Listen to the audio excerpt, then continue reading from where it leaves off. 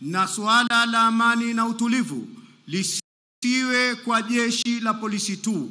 Mwenyezi Mungu tia faraja, tia utambuzi kwa Watanzania waweze kutambua thamani ya amani ili waweze kuidumisha amani ya nchi hii. Mola wetu mtukufu, tunapoelekea katika uchaguzi mkuu wa nchi yetu hii ya Tanzania, tunakuomba Mwenyezi Mungu uendelee kuisimamia amani ya nchi hii. Uchaguzi uweze kupita kwa salama na amani.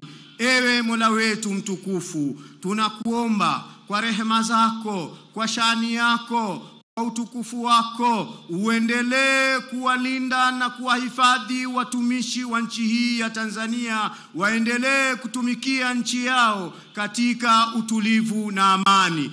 Ewe Mwenyezi Mungu mtukufu, mwingi wa fadhila, umtazame raisi wa wafanyakazi nchini Tanzania, uendelee kumpa busara, asiwe kiongozi kama wale waliokwisha kupita wenye kuwashajihisha watumishi wa serikali, watumishi wa mamlaka mbalimbali kutumia jazba, kutumia maandamano, bali isipokuwa endelea kumdumisha rais huyu, aendelee na imani hiyo na busara hiyo uliompa kuwaunganisha wafanyakazi wa nchi hii ya Tanzania katika kudai maslahi yao kwa kupitia busara na hikma. Huu ndio utu ambao Mwenyezi Mungu umetujalia katika nchi yetu hii ya Tanzania.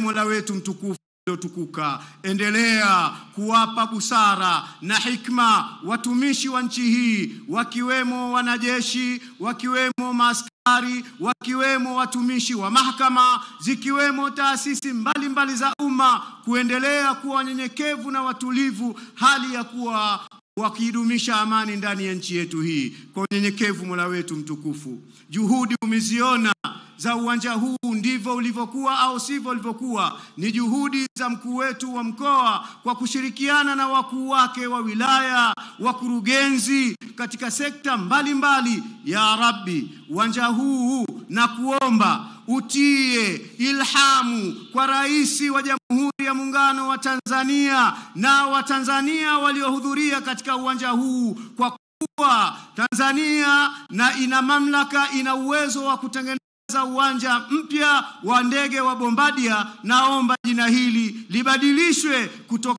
hapa ili iwe tunu ya mama yetu huyu Halima Omari Dendegu. Uwanja huu tumtunuku mama huyu, uitwe uwanja wa Halima Omari Dendegu, iwe kama ndio tunu kwetu sisi wa Tanzania na Wanasingida kwa ujumla.